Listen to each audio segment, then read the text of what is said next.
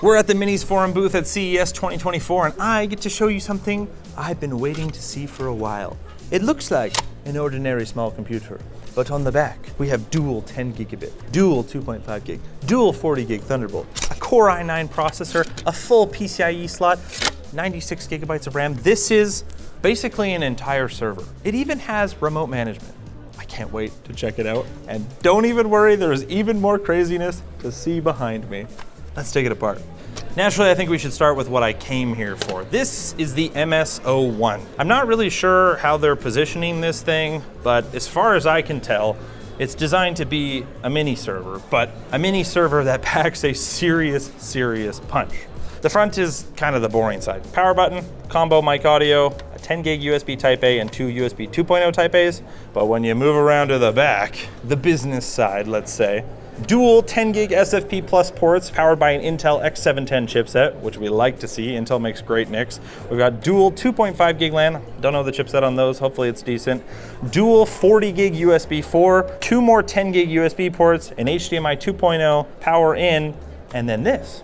This I was not expecting. That's a PCIe 16X slot. Admittedly, despite it being wired as a 16X slot, which you can see it's soldered like that, apparently it runs at 8 by speed, which is fine, I guess. You can fit a GPU. They have this RTX A2000 that they were showing, which actually apparently fits in here totally fine. I mean, let's try it, I guess.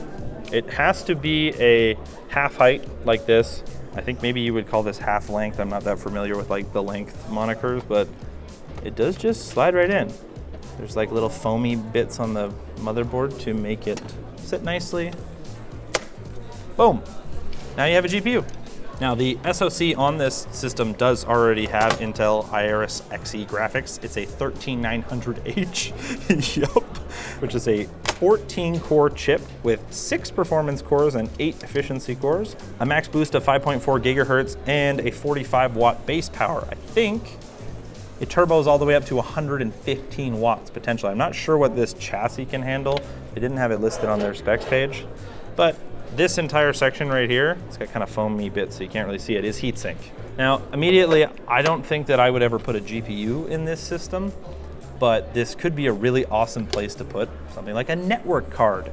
Imagine you could put on top of these 10 gig ports, how about you put two 25 gig ports on like a Mellanox NIC?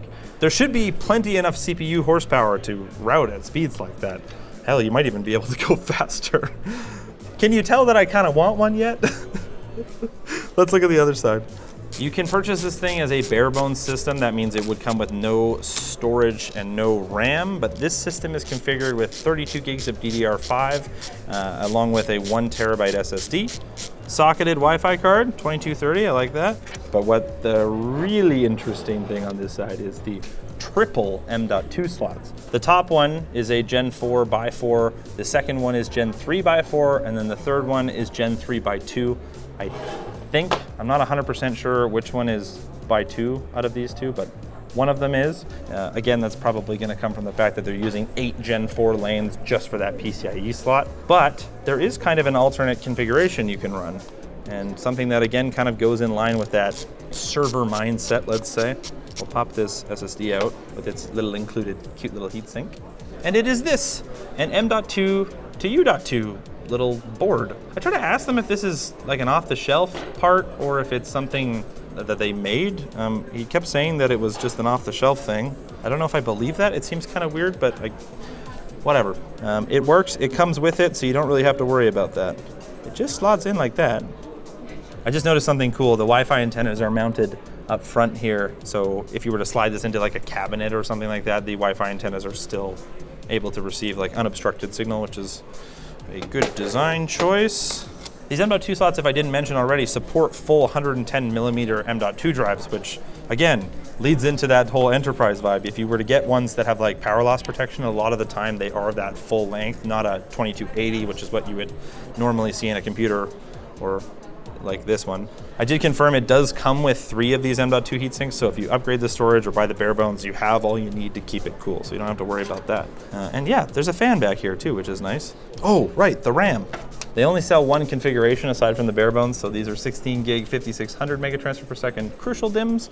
You can get 48 gigabyte DIMMs from Crucial Micron. So the max configuration for this machine would be 96 gigs because it has the 2 SODIMM slots. They don't have heat sinks on them, but I think since it's like directly where the fan is spinning, the fan is open on both sides. So I think it's going to draw a fair bit of air right over it anyways, and it's probably not going to cause any sort of thermal problems. I don't know how I feel about these little screws. They screw right into the heatsink, and it's very, very short threads. So I could see how somebody could accidentally strip these out. So if you buy one of these, just be careful. Let's turn it on.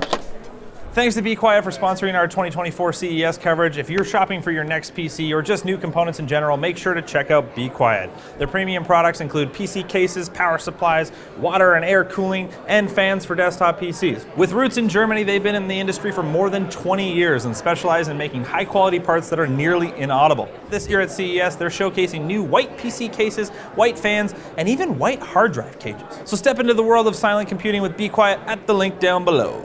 This is the power brick. It's a 180 watt power brick. I guess you got the CPU, which is over 100 watts. The GPU slot could be 75. I mean, that's basically all the power budget right there. It doesn't look like the USB 4 Type-C ports do any sort of PD out, which makes this power brick make a lot more sense. You can at least use them for display output, but not for power delivery. Is that a Minisforum in your pocket, or are you happy to see me?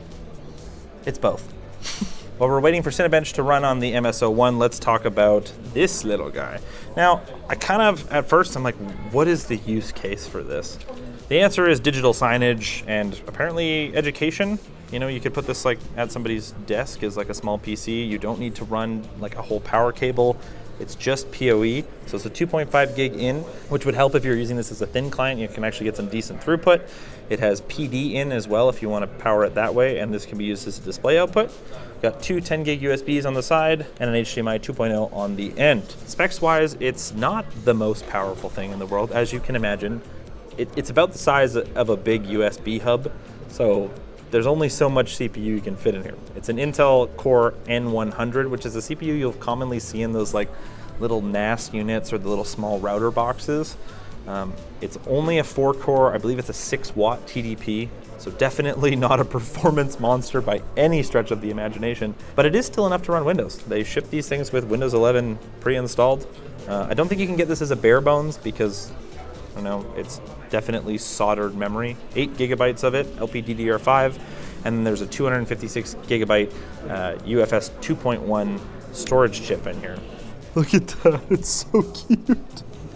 Got your two Wi-Fi antennas there. The cutest of fans. That's a pretty sizable heatsink. You can see the little N100 SoC under there, just peeking its head out. Whoa, there's a lot more going on this side. There would be, that looks to be our little RAM chip, I think. There's a little Wi-Fi chipset. That might actually be the storage. They don't have pricing on this one yet. They're expecting this to come out in the coming months, but seems to be kind of filling the role of like a Raspberry Pi. Just, you don't have to screw around with any of the stuff like trying to figure out how to PoE power it with a hat or any of that sort of stuff. It's just kind of a one-stop shop. Pretty cool little computer. Hey, Cinebench is done. It scored 800, so about 20% slower than the 155H Core Ultra. I can't wait to get our hands on one of these in the office. Imagine a cluster of these. You could connect them all with 10 gig. You don't need any sort of external NICs. You could connect them all with 25 gig if you put 25 gig NICs, or 100 gig if you're insane.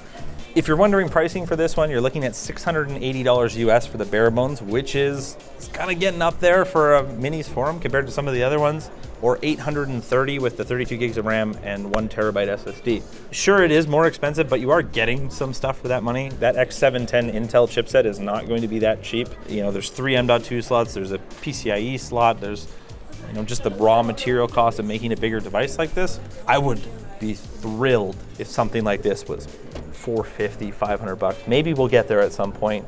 Still very cool, still want one. Let's boot up this mini PC.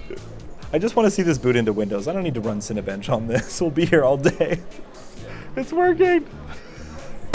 I think booting into Windows is going to take a little bit longer on this one. It's just a moment. It's like, come on, really? You got to wait for this one.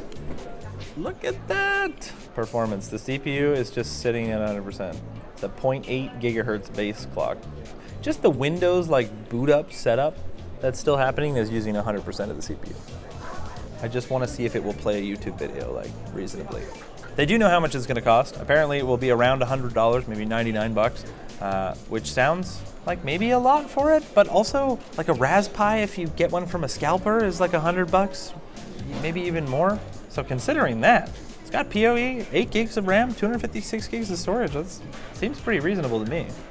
Look at that. It's playing back a 720p YouTube video. Let's try 1440p. That seems to be playing at full speed. Let's try 4K. I don't know that this is playing at full, no, it's lagging a bit. I think 1440p is the best you're gonna get out of something like this. I suspect once all of the Windows fresh startup bullshit is done, you might be able to play 4K. Like Windows Update still using 20% of the CPU. Diagnostic policy, another 20%. Like almost half of our CPU performance is being used by random crap that Windows is doing in the background. So this one, also pretty cool.